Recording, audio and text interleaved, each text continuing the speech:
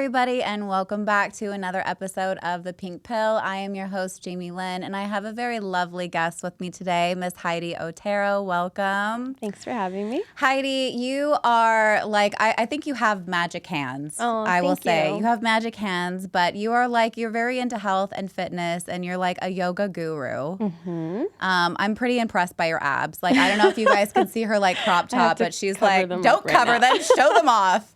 But she's got some killer abs, and she definitely makes mine pop out as well. My favorite thing to do. Yeah, you're really like you really do have magic hands. Thank you. Like it's very impressive, like what you can do. So you also give really good hugs. Oh, Yeah, when you walked in today, I was like, oh, this is such a good hug. Thanks. You know, it's not like a wimpy hug. It's like, oh, this is nice. I could feel like it can melt here. nice. Yeah. Feel free anytime. It's like one of those T-shirts where they're just like, I just give free hugs, I right? do. Yeah, like you'd be perfect for that. Absolutely. So I met you actually when I was getting, you do lymphatic drainage massages as well, and that's how we kind of connected. And if you guys have not been to Lymphatic Organic, like please go check her out because she's absolutely amazing. Can you tell people a little bit about what that does and how it's really good for your system and health and wellness? So the lymphatic system is the only system in the body that doesn't have an active pump. And just due to atmospheric things and the world that we live in, we have blockages in our system at all times, right? So the treatment that we do it's pretty extensive. It's about 75 minutes or 90 minutes, depending. And we help unblock all of the blocked lymph nodes, and so that your body can operate at its maximum capacity. I mean, you guys do so much more than that too, because they have like a hot sauna and like she will wrap you up like a little tiny sausage. Absolutely, yeah. Yeah, and like you'll come out like 5 pounds lighter, I swear to God. And all those things are just like priming the tissues in the body for, when my little hands get on you. Getting wrapped is like my favorite part. Is it? It really is. But then when I get out of the sauna, I'm like drenched, and then I'm just like, oh my God, please don't touch me because it's like really gross. And I mean, I touch people in hot yoga all the time too, so I guess I'm into hot, sweaty bodies. Man, yoga is really tough. Mm-hmm. Like I've tried it. Right. I'm pretty flexible, but like there was this one move, like the peacock, I think. Ooh, yeah, it's really advanced. Well, maybe that was the problem. Maybe I should have started smaller. I went straight into peacock. And I was like, this is not happening. I had to get my knees on my elbows or something like that. Your elbows into your and pelvis. I was like, I'm just gonna fall on my face. I'm gonna break my face right now. Some of those things are really tough for sure. For sure. But it's very much like a mind over matter thing, I think. What kind of got you into yoga? So I was a professional dancer in my previous life, and it got to a point where I was kind of stagnant in my body and was looking for a new way to move because I had been a teacher for so long that I could just dictate class from my seat. Mm-hmm. So I was looking to get reconnected to my body, and I took my first hot class, and I was like, this is it. This is heaven. And so I think just overall, that first year that I was practicing, I was going through a lot emotionally and in relationships and things like that. And it's often when you find what you need the most, right? Mm-hmm. And my mat was like my sanctuary constantly. Do you feel like it kind of called you? For sure. Mm-hmm. I feel like I had a very similar experience. I was working out at True Fusion like quite a bit when I was going through like a really tough time, like mentally and emotionally. And I saw like a Groupon and I felt really pulled to go, and it really became my home for like the next those 2 Groupons years. Get everyone, because that's how I got involved too. As a Groupon. Groupon knows what they're doing, man. Jesus, it's great marketing. Yeah, no, it really was, and I was just like, man, this is so good, and so I really can like resonate with what you're saying as far as like. I really did feel like it helped heal a part of me. It wasn't everything, but it helped heal a part of me, and it helped me kind of release something. Mm-hmm. I remember I was so sad when the pandemic happened and we couldn't do those classes anymore. And then when they reopened, I cried. Yeah. Yeah, I got real emotional. I was like, I'm just going to spin class. What is my problem? Well, the community, right? Like just feeling the energy and the just the community. It felt safe. Yeah, for sure. It felt like a very safe space. And everybody there was really positive, which I appreciated. And I feel for the most part, especially when it comes to anything physical like that, where you're like, you're sweating your ass off, right? And it's not pretty. No, those classes are hard. Yeah, they're super hard, but everybody collectively is there to just connect to that, to themselves and let everything go on that. I feel like it's kind of bonding too when you're all going through torture together. Yeah, for sure. You're just like, we're in this together, guys. And you're like done. You're high-fiving, sweats going everywhere. Yeah, I know. Yeah. Well, I wanted to kind of talk to you a little bit about femininity today, because it's definitely like a hot topic. It's something that's really going around, and I think there's a lot of misinformation about femininity and what that kind of looks like. And I wanted to get your thoughts on what do you think are like feminine traits? What do you think feminine energy is? Oh, that's a tough one. I mean, I do think that, like you said, there's a lot of misconception, because I think that if you're strong and you're confident, if you're direct and powerful, those are all considered attributes of masculinity, right? But I think that if you can do it in a way that is still like soft and nurturing, and femininity comes from that, you know what I mean? So I don't think that I don't think they're mutually exclusive. I just think that a woman being in her power is femininity. So whether that means that she's a boss-ass bitch or that she's super submissive and quiet, whatever is true and authentic to a woman, I think that's femininity. That is such a beautiful way to put that, and I can really get behind that. One of the biggest misconceptions I see with femininity is that you can't be a strong woman because it is associated with the masculine trait. But what's a mama bear? Mama bear is going to get you. Okay, and that's not masculine energy. That's feminine energy protecting her cubs. I don't even think about lions. Yeah, right? Who does the hunting? Oh, that's such a good example. Not the man. It's such a good example. Yeah. You know, I think femininity is fierce, and I think the way that a lot of women are being groomed, I will say groomed, because it like groomed to be helpless in a way, groomed to be complicit and compliant, groomed to not challenge, or kept, right? I think that those are traits that are very much associated with being feminine, and I don't think that has anything to do with femininity. Yeah, neither do I. I think what you said earlier about being strong and gentle is absolutely, it's a balance between the two, right? It's femininity requires wisdom. Okay, that's a trait that I never hear people talk about. But if you want to be feminine, you need to have wisdom. Okay, that means you're wise and you can make good judgments. You're not just defaulting to whatever some dude says.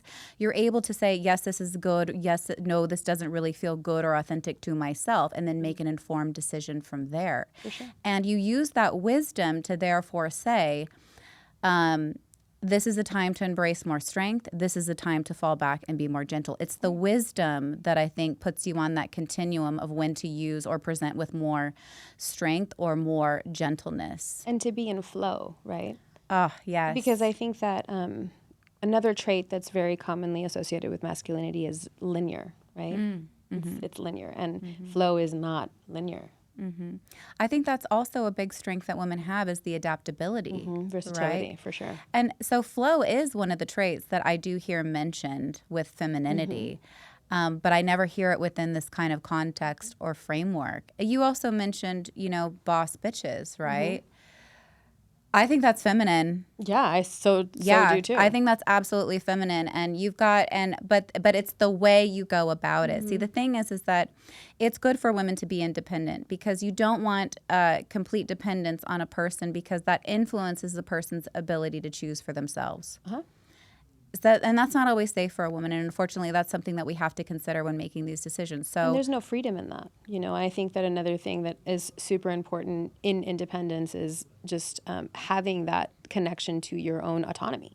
Absolutely, right? Like it's not healthy for somebody to be lost in somebody else. That's not healthy for you. That's not healthy for the relationship. So having that independence, that autonomy, like you're saying, and that sense of self is part of being feminine. Now, here's the problem I see with the boss bitch culture, is that's pretty much all they're doing is that. And they're not embracing the gentleness or the nurturing or the flow side of things. And I think that it can be like, that's why I think boss bitch gets such a bad rap. Okay. Is because you're seeing, well, I can take care of myself, I can do for myself, and they're leading with that trait. And I think that that can be unattractive to men if a woman leads with that trait. But she needs to still possess it, if that makes sense. Yeah, I do. I mean, I think that as far as the boss ass bitch in my experience, because I'm literally surrounded by them, like at all times, from Raina, who is the owner of Lymphatic Organic, and she just had a baby at 40. Like, she is the epitome of femininity and softness and beauty, but knows her business and handles herself as such and has independence. And my other best friend is a social worker, and she handles all kinds of issues at schools, and everybody listens to her and people jump up. But the three of us are moms. You know what I mean? And all three of us have that softer side and can lift other women up and create this really, I think, like you're saying, like that balance in the boss ass culture where, yeah, we get shit done, but at the same time, we have all of the nurturing aspects and can be soft and gentle and lovely with our friends. I think that's such a beautiful thing. And I'm 100% behind that. It's just getting such a bad rap because some women don't. Right. Yeah. Exactly. Like, these are traits that you should have, and these are feminine traits, and that's why I want to start re-characterizing these traits and taking some of that power back, because that is a feminine trait. And quite frankly, healthy men that want successful relationships, they want an independent partner. You know, the only people that I see that want somebody completely dependent on them are people that tend to be abusive in their relationships, people that need to have the power and control in relationships. Those are people that are like, shut up, don't talk. The unhealed. Yeah. Unhealed or abusive. Right. Yeah. Well, I mean, even the abusive are unhealed. You could be both. I mean, anybody that's abusive is definitely unhealed. It's not always, but that's just something that everybody's kind of skirting over, is how these things can really go into a really negative place. Absolutely. And they're kind of tiptoeing around the danger that exists with women when they pick, and that things that they have to consider when engaging with a male partner that men don't always have to think about. Well, and that fierce independence that a lot of those women that can't access their softer side, that fierce independence is a trauma response in most cases, right? They feel like they have to be only that way, only strong. Like, they can't access both because of where they've come from. And I tend to think that, like, people that have less judgment and, like, have been on both sides of things can access being softer and that empathy a whole lot more than the people that are still currently not healed or not actively working towards it. Healing is such an important part of what you're going to attract and how you see and view relationships. If you have a level, and I don't think that you need to be perfectly healed like we were talking earlier, but if you really haven't done much work on yourself, then you're just reacting to the world around you. For sure. And then it's very easy to manipulate and control you, you know? A lot of people, when they haven't healed from their pain, they have threat responses, which is, your sympathetic nervous system is activated. So it's perceiving a threat where there actually isn't one. So somebody could maybe say something that triggers you, and you're responding from that place in the past as if that's currently happening. And people don't really know how to kind of calm their nervous system down. And it can really get things quite messy and quite problematic if you don't kind of learn to heal that pain part or that pain point. 100%. Yeah. Have you had to do kind of any healing work to get to where you are? Oh my gosh, so much. Yeah, 100%. What have you done that's been, like, helpful? So, I mean, I was in a very long relationship with my kid's dad, and how long were you guys together? Decades. Okay, long time. Yeah. Okay. Decades. And we got together very young, in our early 20s, so there's a lot of things, like you said, comes with wisdom, right? And when you only have knowledge to a certain extent, like, I only knew how to be a mom based on what my mom was to me, right? And that generation, I feel like, lost themselves and lived vicariously through their children. And so that's what I knew. And so when I became a mom, I lost a lot of that sense of self and femininity. And so I gave everything over to my partner. And like you said, I was dependent 100% on him financially, and I took care of everything for everyone in the home, but I was like 100% dependent on him throughout the majority of our relationship. Now, I always worked because I could never not. I'm not that kind of person, but I let him take care of all of the bills, and I trusted. And then, you know, came the time where we split, and I found myself like, well, now what? I don't have a savings. I don't have a this. I don't have a that. Like, what am I going to do? And aside from like just healing my financial like situation, I did therapy. I did Reiki. I dove back into yoga so hard so that I could like really access like all of the things that I was feeling and experiencing. And I did a ton of talk therapy and all kinds of other things. Like, started living like for myself, making lists of like, what is it that I enjoy doing aside from, because my kids are grown now. My daughter is 20 and my son is 17. And they're like on their own paths. And so not only was I done being a mom and done being a partner, now it's just me. So that transitions, it's difficult. Where do I go? What do I do? What do I like? Who am I now? Right? It's the identity, right? It's such a vulnerable place to be, you know. It's so hard because women do trust, and you should trust, right? You shouldn't be walking through relationships like this. But you had a foundation to fall back on. Yeah. Right? You had the resiliency and the wherewithal to create something new and to depend on yourself. Yeah. And that was something really beautiful that you had innately within you that you were able to exercise and utilize when you needed it. And those skills are often, I think, underdeveloped in a lot of women.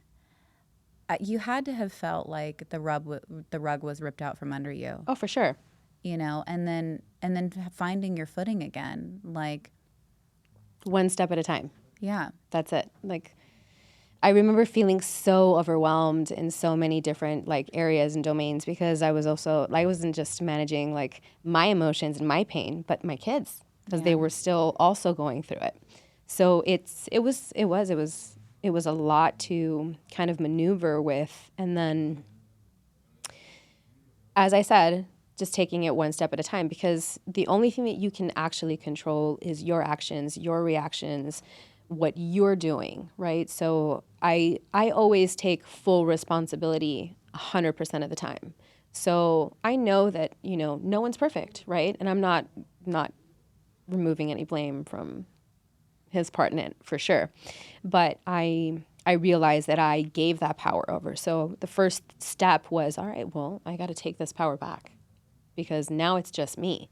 So how do I take my power back? How do I get to know myself all over again? And therapy helped a ton. And my therapist was amazing. And she would give me like so much homework because I'm sassy and I would fight her. I'd fight her on it like constantly. And she'd be like, yeah, I need you to journal and make a list. And out of that list of these 10 things, I need you to, within the next week, attempt to do 3 of the things on that list.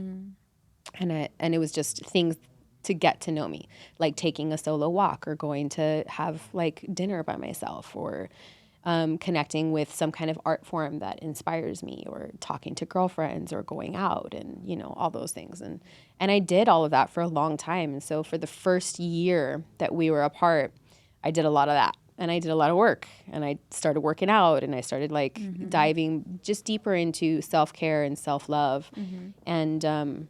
And then the second year, things start to get a little more interesting because now I'm good. You know, and like, did he start to come back around like, no, when you were good? No, he has more respect. Like, he has more respect for me than that. Like, he knows, you know. We have several conversations, and we were also very best friends. You know what I mean? Decades together. It's hard not to be, you know. So, and we have to co-parent. So, there's always going to be that foundation of like respect. What was different between like your first kind of year and then the second year? There was still so much pain and anger in the first year. Yeah. So much pain, so much unresolved pain. I mean, there's still pain, obviously. Yeah. You can't spend decades with someone and not. No. But the second year, there was more surrender, more release, more letting go, more moving forward, right? Yeah. It's there's so much strength in surrender, you know, and it's, you know, I'm divorced as well, and I know that feeling of just your world is this way one day and then it's different another day. And it's so much and I was pretty dependent on him as well. I really didn't have much of my own identity developed. I just wanted to be a wife. And that's not a bad thing, but I really hadn't developed myself much outside of that. I was educated, but as far as like my role and who Jamie was, I just was like, I'm his wife, you know? And so when that relationship shifted just very abruptly, I was like, oh shit, what do I do now? It's that question of what do I do now? Yeah. And now the responsibility is all on you. Your life is completely up to you. Your success, like your happiness is up to you. And I was like, I've got to fight. But there's so much, I don't know, there's so much inspiration in that. When I like started to realize like, you know what, like if I want to go on a fucking trip, I'm going to book it. Yeah. I mean, I made the money, I work hard, I book my trip, I go wherever the hell I want to go. I don't have to ask for anybody. Yeah. I don't have to pack anybody else. You know, there are like, those are the sweet spots that I tell people about. I was like, it is really painful. And like, I would never want to do it again. But there are those sweet spots. Like, I remember one of the weird things for me, when he left, I didn't really notice much difference actually, except I took the trash cans out now. That was one of the things I was like, it really wasn't adding that much value to my life. It was just comfort. It was just familiar. But I remember one of the things that I really started enjoying, I'm a total neat freak, and I was like, oh, when I clean something, it doesn't get dirty again. That was one for me too. Like I was like, I wake up and my sink is always empty. Yeah. I don't have to pick socks up off the ground. Yeah, I didn't feel like a maid anymore. I can mess with this, you know? Yeah, for sure. And I started to actually, even though it was really painful, I started to get more peace in the weirdest way. Like, it's an excruciating journey, but I think that I think that there's beauty in that. It's not always beautiful, but there's beauty in that. And when you go through, the only way to really develop from that is to go through it. You can't really numb yourself from it. You can't escape it. You've really got to immerse yourself in it. And when you can do that, you really do come out somebody completely different. Like I was just thinking about this today and I was like, I don't even know who that person was 10 years ago. I don't even know her, you know, because we've developed so much since then. My interests are different. Like the way I see things is different. My relationships with people, just a brand new life. And there's something exciting about that, about a new beginning. It's so, you know, so anybody going through like a breakup or loss, like, let these be like words of encouragement, you know, because it does get better. It does get better. Another thing that I find like so freeing about like the breakup in general is that I don't, you know, relationships take work, right? They take a lot of work, whether even if they're healthy, they still take work and compromise because you're relating to another human being. But when you're single, you don't have to make compromise. It's true. You don't. There's no compromise to be made. Like if I do what I want, when I want, how I want, and I don't have to compromise my wants, my needs, or my desires. And there's something really, really freeing in that. Yeah, you're not beholden to anybody. And there is a lot of freedom in that. And I think like when you can be really authentic and there's like a fearlessness attached to that, you're much able to like align with the people that are for you, right? It's going to turn a lot of people off when you do that, but it'll also attract the right people. Like the people that like that, those are your people. Yeah, for sure. And not everybody's going to like where you are on your journey, and that's just fine. I think we just have to like not personalize that and keep it moving. For sure. Yeah. Yeah. What do you think about submission is another hot word that I hear quite a bit. What do you think about, like, what does submission kind of mean to you? Because I you know, in the relationship dating field that I'm in, it's very difficult for women to hear that word. It's very triggering for a lot of women to hear men say, you need to submit to me, because I'm the leader. What are your thoughts on that? It's a little loaded. I mean, for me, I don't think that that submission comes very easily. I'm not submissive. I'm very, very feisty. I mean, I will choose when to submit if I like that in that moment. But just like the flow of things, right? I think there's a time and a place for it. And as you navigate your relationship and as you navigate your life, you can decide when it is that you choose to be softer, when you choose to submit, when you choose to be in that role, because that's what it is. It's a role. It's an energetic. It's not a constant. I like that you said energetic. That's a really good way to look at that. I think the way that I look at submission is, what does the leadership look like? Because I said a feminine woman needs to be a wise woman, and a wise woman doesn't just submit to anybody. That's right. Okay. So we need to kind of create a context around that. Now, if somebody is trustworthy, if somebody is loyal to me, if somebody is respectful to me, if somebody is a nurturer and a protector of me and my emotions and my feelings, I don't think I'd have an issue being in a submissive role, because submissive doesn't mean I'm being disrespected either. That's right. Submissive means I'm being listened to. Submission means I'm being respected. Submission means I'm being cared after, just like I'll do the same for my partner. That's right. Yeah. And the way that I hear this being framed back is not within that role. It's do what I say because I'm the dude. Right.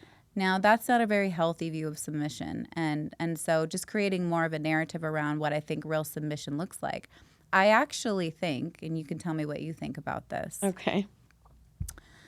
I actually think most women would prefer to have someone guide them. Yeah. Lead. Yeah. Yeah. 100%. Yeah. It's just we don't want we don't want the wrong dude doing it. We just don't want the wrong dude doing we're not, it. For sure. We're not trying to be men will say that you're just being difficult or you're too independent. Well, can I trust you? Because if I can't trust you, then I need to be independent. Yeah, I have these skill sets, guys, they're here for a reason. Right. The independence or the hyper independence, that's there because it serves a purpose. And you know what? If the conditions don't support it, fine, you need to lay it down. But if the woman needs to survive, yeah, let her survive. For sure. Yeah. I mean, I will never blindly follow. Ever. I would never. Oh my God, I would never. Never. Because I'm the man? Absolutely not. No, absolutely not. And just because that's the way things have always been. You have to have, your character and the safety and the emotional investment you build with women will make her more submissive to you. It will make her more receptive to your leadership. Women aren't out here trying to go against men. That's not what we're out here trying to do. If anything, you're getting that because it's self-preservation. And it's just I got to make sure I'm good because I don't really trust this person to look after me. He's talking disrespectful to me. He's cheating on me. Good luck getting her to submit, guys. For sure. But if I had a man that looked me in the eyes and I could feel and sense and completely know that when he says, trust me, I got you. Okay. I feel like most women would be okay. Exactly. I'd be weak in the knees. Absolutely. Take it. Exactly. It's yours. Yeah. Are we dirty talking now? No. But also, I was gonna say because when guys tell you that you have to be submissive, it's that telling me what to do makes me not want to be submissive. But if you just kind of manipulate me into being submissive, just be nice, Yeah, but manipulate with integrity. Yes, exactly. Well, not look, the thing is that these alpha fake men, I should say. Yeah. Okay, they're actually beta bitches, but anyway. These men that tell everybody they're alphas aren't, okay? Because I don't know any alpha that ever has to tell somebody they're an alpha. You know why? Because it's commanded. It's the energy they're bringing into the room. And guess what? Women know. Yeah. Women know. It's not the dude with the hot car with the money that he drops on the table. That's not it. You can do that, and guess what you're going to get? A bitch that likes money. Okay, that's what you're going to get. Okay, you're not going to get the loyal, submissive woman that you want. You're going to get somebody that's going to manipulate you just like you're trying to manipulate her. So, you reap what you sow. And those are the same guys that hate on the girls that are gold diggers. I'm like, but you're manifesting it. Dude, I know. It's like what is it, Lana? It's like the guy, they complain about these single moms, yet they don't want to commit to anybody or wear a condom, right? Because it's their evolutionary psychology. They need to procreate. Right. Doesn't make sense, right? Kind of a catch-22. Yeah, for sure. So, I think submission is actually a really beautiful thing. And I think it is difficult for women to hear that. But I think the reason it's difficult is just because it's been used against them. It's been used as a way to control and manipulate women. Yeah. I've seen this in the church, actually. I talked to a pastor. Oh, my God. I was in church one day. This is a while ago. And one of the lines that they used was... wives need to submit to their husbands and blah, blah, blah, blah, blah. And I don't have a problem doing that, but they're not creating a healthy narrative around that. Husbands also need to be good to their wives. That's the other part of that verse is a caring and a protecting and a loving nature that creates that kind of duality. And that's being left out. Now, what some people will do is they will take this religious verse, they will take that scripture, and they will say, well, here's what the Bible says, and because of that, you need to submit to me. Therefore, be obedient. Don't blah, blah, blah, blah, blah, blah, blah. And they use that as a way to maintain power and control over women. And that's when things become really problematic. And then they use scripture to do it. Well, I mean, the Bible was even written by men. So. And all the problems in religion in general are yeah. Do you think God was a woman? 100%. What did Ariana Grande say? Yes. Otherwise, we wouldn't be creating life as women. And that's another thing with strength. Like, I feel like God gave us the child rearing responsibility because of our strength. Yeah. Like, I don't know about you ladies, but when any dude in my life has ever been sick. Oh my God, yeah. Yep. You would think somebody like chopped their hand off. Like, yeah. But meanwhile, I can have COVID, do a full day of work, take care of all the household responsibilities, and cook dinner. Yeah. And give birth. Yeah, and give birth all in the same day. The same day. Yeah. Yeah. So it's just like, you want to talk about strength. That's like an easy day for me. Yeah. See what I mean? Like, so like these character traits of strength, they're beautiful in women. And there's a tenacity and a fierceness with women. There's this protectiveness that women also have, and these are not masculine traits. They are feminine traits. The trouble is that women that haven't healed from their pain stay in a state of, I've got to take care of myself, and don't know how to release and surrender. They just stay in the I need to protect myself state, and they don't know how to flow through, and they don't know how to heal. Yeah. Well, and unfortunately, in my experience, the problem with that too is that even when you are willing to surrender, the quality and standard of the men that are showing up are not ready for that. Ooh, tell me about that. That's interesting. Yeah. What's his name? No, I'm just kidding. No, I just find like I'm just newly dating, and it's wild. Like, it is wild out there. The way that a man can go from, I'd love to get to know you more, to, I'd love to sleep with you, or like, I'm trying to be like, just say I'm trying to be real unfiltered. PC. Yeah. Like, it just goes, literally, I had one guy tell me, I'm so glad you're still single. I'd love to take you out. And the next text was like, how long have you been single? And I said, like, 2.5 years. And then he said, you must have an amazing toy collection. And I was like, how the fuck do you go from... Well, that's a guy that's like, this is part of the hookup culture that I think is really difficult. Like, when I've always been in really long-term relationships. And so when I got divorced, it was my first time really dating. Mm-hmm. And I thought everybody on a dating website, I went on a dating website. I'm fully behind it. I went on a dating website and I was like matching with people. And I thought everybody there was looking for love and marriage. And then I was just like, what's this shit? Like, getting dick pics and stuff like that. And I was like, wait, wild. I don't understand. Like, I did not know what this was. I didn't know what hookup culture was. In my mind, I didn't even really know about casual sex. I really thought you only had sex when you were in love with somebody. I didn't think that you really did it for pleasure. Enjoyment. Yeah. I was just a baby kind of coming out of this. So I had a lot to learn. But navigating that was really tough. And one of the things that I did see a lot was men immediately sexualizing you. And let me just say this, guys. That's problematic for women and you wonder why women don't smile at you, and you wonder why they're guarded, and you wonder why they have this protective energy. Yeah. You wonder why they have that. It's because you're sending a picture of your dick when they just said hi. Mm-hmm. And they have to, and this isn't all men, but I'm saying generally, like, this is why there's that guard, is because women always have this, is he gonna hurt me, in the back of my mind kind of thing.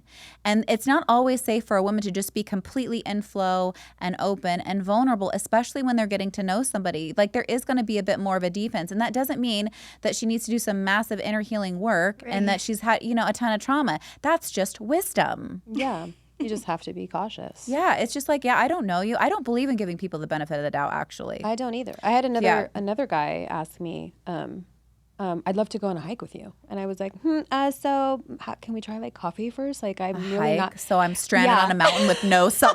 This is where my mind goes. So I'm stranded on a mountain with no cell reception. Yeah. Like, and you with can murder me. With a strange man. Yes. 100%. I do not want to end up in someone's basement. No. Like, absolutely no. Do you guys think guys ever think of things like this? They don't. And then the thing is, at least he came back with I'm sorry. I was like, I don't really think I want to go on a hike with a stranger. I mean, I'd like to maybe coffee. That sounds good.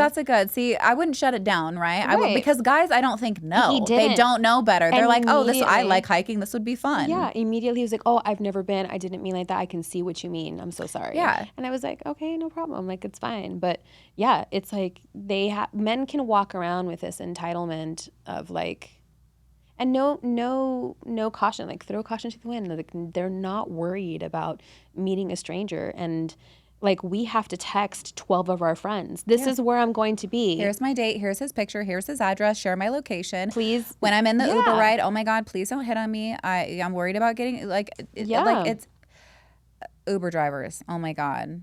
Every time. My God. Every time. Yep. I should do it every time. Do they hit on you every time? No. You need to do a whole segment on men who are Uber drivers and you being a female passenger. You know what happens to me a lot, though, is somehow they always tell me their life story. Yeah, all the time. Every time. Mm-hmm. It's because you're safe, Jamie. I guess so. I don't know. This is why I don't smile at people. I'm like, please don't talk either. to me. I think I have a very, like, don't talk to me. Like, when I get in the car, I immediately look at my phone and I start sending text messages, and I'll be like, up ahead. You know what I mean? Like, you know what's so frustrating about that is, like, that gets labeled a bitch. Yeah. That's what makes me so mad. And it's just like, look, the biggest way a woman can open herself up is to smile at somebody. Mm-hmm. Now, that is a beautiful thing, and women should smile. But let me tell you this. If you're not interested in somebody, you really can't afford to smile at them, because it opens the door. Yeah.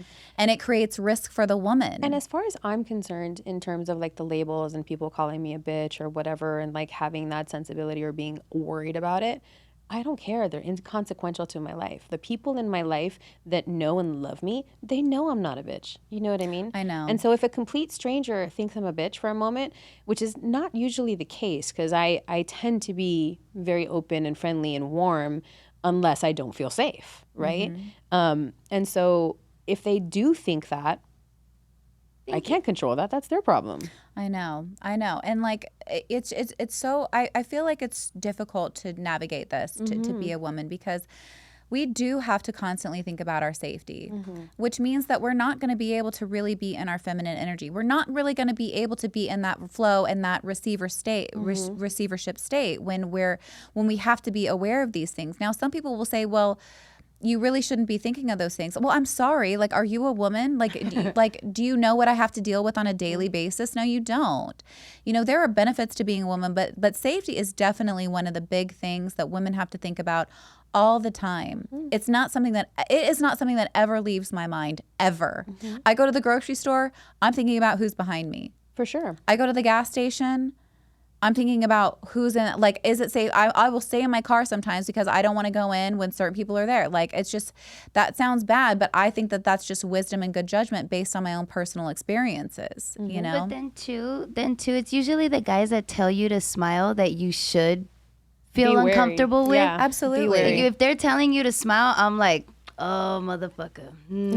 Okay, I gotta watch my back. I agree. I gotta lock my car. That was always like the biggest criticism I would get is like, why don't you smile? Why don't you smile? And I was just like, because I don't like you. I don't like you. Like, it's not personal, but why do I have to go around like this so that you feel comfortable? Right. If I smile at you, does that mean you're going to try to talk to me? Because I don't want to talk to you. Yeah. You know, and that sounds bitchy, but I've it's literally not. been like, keep it moving. Like, I don't even say any of that. I just like keep it moving. I'm not interested. Just preserving just keep it energy. Moving. Yeah. Like, if you don't smile, you're just preserving energy. You know, and it like on the flip side, it does have to be frustrating for men.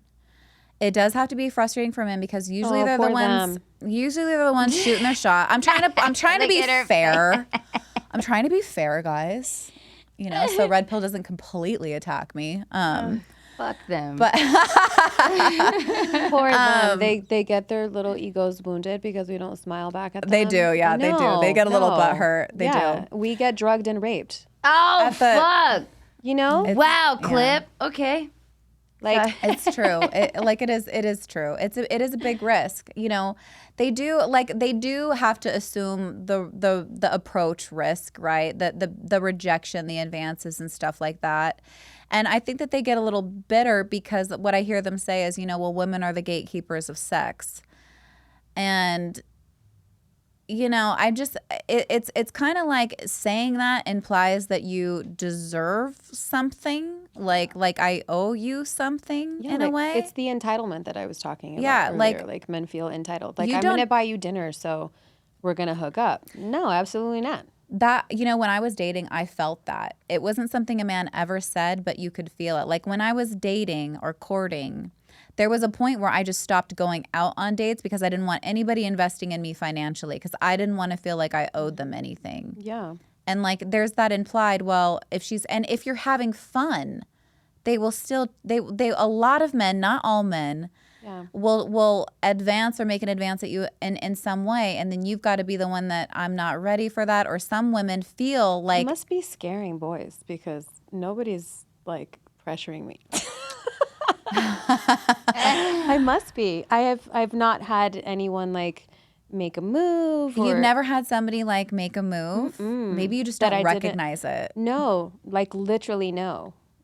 They didn't try to kiss you, didn't try to touch you. Didn't try to hide your car keys. No, I'm just kidding. No, I don't know. I haven't had that. I mean, not since. Maybe you're just picking a lot better than I did. I will say that I, especially because I was with someone for so long, I have very like particular standards, and I don't associate with someone that's not gonna. Like, can I ask you a question? Yeah. Do you think you're being picky, or are you comparing your ex to everybody else that you're dating? No, I'm being picky. In what sense? Because I don't want any of the traits that he had. But that's what I'm saying. So you're comparing him to your ex? No, not in that way. Like, I just know that for me, there are certain things that are like green flags and red flags, right? Yeah. And there's things that I want in my life that I want to attract. I want someone that's going to be fun, that's going to want to go out, that's going to want to dance with me, that likes cooking, that likes yoga, that likes fitness. You know what I mean? And so if automatically they're like, oh, no, yoga's... I'm like, okay, well, thanks for playing. Peace out. I think it's good to be very upfront about those things because, like, you know what, you have a good sense of self. And common interests are so important. Look, fitness is a big part of your life, and that's something that you really want to be congruent with somebody on. I know for me, that was definitely one of the things that I was like, I need somebody that has this lifestyle because my ex was not like that at all. And so I knew for me, I was like, this is a must, right? And so it's good to be upfront about things like that. And you just don't entertain things that aren't for you. And then you just don't waste time. Like, I'm a big believer that you should talk about religion and politics and all the things on the first date. Well, and intelligence is so important to me. Like, I like having like deep spiritual conversations. I like knowing that the person that's going to sit in front of me is not just going to ask me what my fucking favorite color is. You know what I mean? Like, talk to me like I'm a human being and let's see how deep this can go. I had a guy literally at dinner, the first thing he says to me is like, you look like one of those girls that believes in astrology. Oh, bitch. Sorry. What is that? I'm like, what is that supposed to mean, though? I know. Well, so the sentence that came out of my mouth directly after was like, we're not off to a great start here. So You should have, no, my God, you know what you should have said? You're a Scorpio, aren't you? That's what you should have said. That's what you should have said. We're not off to a great start here. Like, we're not off to a great start. And then throughout, and I stayed through the entire dinner, and my girlfriends were like, you should have just got up and leave. You know, like, just leave. Like, you didn't have to stay. And I'm like, I was trying to be respectful also of his time too, because at least he showed up and he was trying in some capacity to make some form of connection. So I was like, giving him the benefit of the doubt after that comment. But throughout the entire dinner, he was like, you know, condescending and like. What would he say that was condescending? So many different things. Like he at one point he was like, so I had several meetings with lobbyists. You know what a lobbyist is? And I was like, God. Oh my God, no, teach me, master, teach me. And I was like, yeah. And he was like, tell me. And I'm like, what, are you quizzing me? I feel like this is what happens on the red pill interviews where they're like, name 5 countries, right? I was like, he sounds red pill. He's Well, so and red then pill. he goes, I drive the fastest car on the market. Oh, he's red pill. Wait, and then he's I Michael was like, Sartain. I looked at him and I was like, oh yeah? And I was thinking he was going to say something like a McLaren or like a Lamborghini, Ferrari. And he was like, yeah, I drive a Model S Tesla. And I was like, the face that I made, I'm so glad you're laughing because the face that I made must have really hurt his feelings. So funny. I just looked at him and I was like, a Tesla. That's hot. A Tesla Model S. And he was like, yeah, it's the fastest car on the market. And I was like, I'm pretty sure it's not. And also, a Tesla does not impress me. Not in the least. And he was like, have you ever driven a Tesla? And I was like, yeah. I feel like he's selling you his car And and I'm not not himself. right. Well, he had I think he had like a side business where he like rented out cars. I don't know, but it was god awful. And then he was like, well, you know, there's such a huge difference between men and women. And what do you think? Why do you think women? He's so red pill. He was He like, totally watches Fresh and Fit. he goes, why do you think that women believe in all that, you know, astrology mumbo jumbo, God. and men don't? And I was like, you're not going to like my answer. Oh, what was your answer? And I said, well, because women are more connected to their emotions and to energy. I said, women can feel things around them and know that there's something bigger than themselves, and men can only think 1 foot in front of them. That was a great answer, actually. I love that. Yeah, mic drop. Needless to say, I did not see him again. You know, dating is so tough. Like, I think when men lead with their money, it's like, I understand why they're doing it, but look, it's important. Like, here's what women care about, guys. They care about financial stability and security. Okay, women that are relationship minded, they do care about that. So you need to have that together. But like, if a woman is not going to like ditch you if you don't have a Lamborghini or this or that, and a woman is actually going to build with you that is really into you. So like money, I hear so much about you got to have money. It's not as important as you think it was. Financial stability is being good with your money and being able to manage your money is important to a woman. That helps her feel safe. But when she's really into you guys, she's picking you, not your car. Yeah. Okay. If a woman's picking your car, she just wants your money. She's not that into you. I don't know. I mean, I don't know if it's just because of how old I am or what, or because I was, you know, with my ex for so long. Like at this point in my life, I don't even require financial stability in anyone. Like I create that for myself. So what I require is partnership, like real partnership, like be 50-50 with me on things. Like, you know, obviously I want a man that can take care of himself, right? I want that. But I also want a man that can be like emotionally invested in a conversation. But you wouldn't want a guy that's like leeching off of you and draining you. No. Yeah. You do you, I do me. Yeah. You do you, I do me. I will never ask you for anything, ever. Like, and not even with my ex. Like to this day, I'm like, I won't take a cent, you know? Mm-hmm. Why? Because it's prideful for me. Okay. That situation was very prideful. And I just wanted to prove that I didn't. That you could do it. I get that. I get that. I understand where that's coming from. why do you think that that's like a blow to your ego, though? I mean, there was definitely several things that were said that he said to you. Okay. Yeah, and I mean, I'm trying to be real delicate about it. Yeah, no, that's okay. We can switch gears if you want. I'm respectful. No. I mean, I don't want to switch gears, but for me, the biggest thing is that when you're told something enough, you might start believing it. Yeah. And I never, ever wanted to feel incapable of not financially taking care of myself again and putting that in anyone else's hands. So for me, that's not a factor in when I have a partner. Like, I want someone that I can like hang out with and have great talks and great sex and vacations, and like what he does for a living or how much money he has. None of that matters as much as how present is he with me. Emotional connection is, I think, really crucial and an essential element of a healthy relationship. And women need that. For sure. Like, if you really want a woman to be in her feminine energy, give her that. Yeah. Give her that. For sure. Know? It's like embracing, like, it's much easier for a woman to, like, when you provide safety, she can be your peace. You know, like it's a balance. It's not, nobody is entitled to anything from the other person.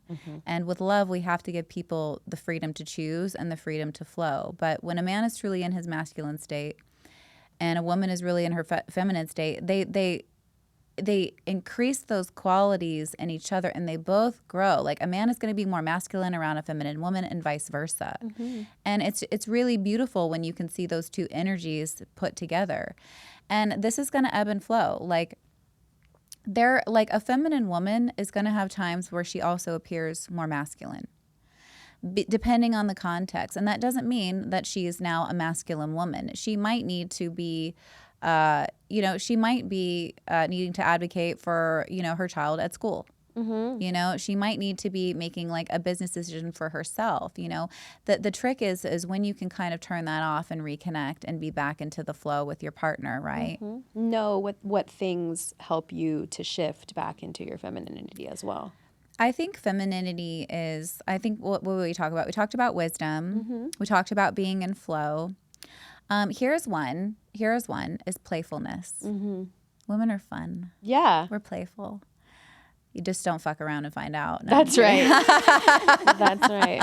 That's right. But I think playfulness is actually a really good one. And here's another one too. Another trait that I think is good for femininity is being positive, because, there are a lot of women out there that are really great women, but they can be very negative.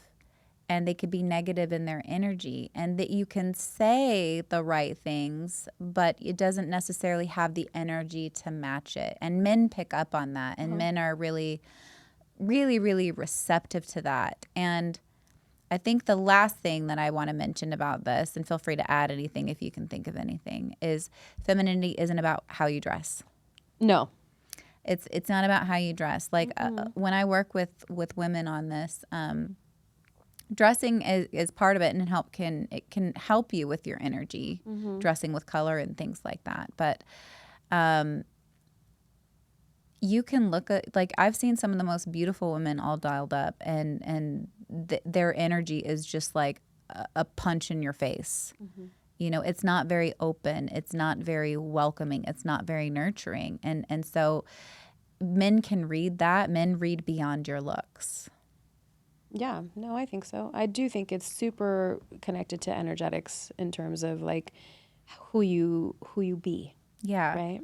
What do you think? Like, I feel like you're very much in your feminine energy. What do you think like you've done to, I think I said that to you the first time I met you. Really? I think I did. I said something. I was like, oh, you're just so warm and like cozy. Something like that, I think.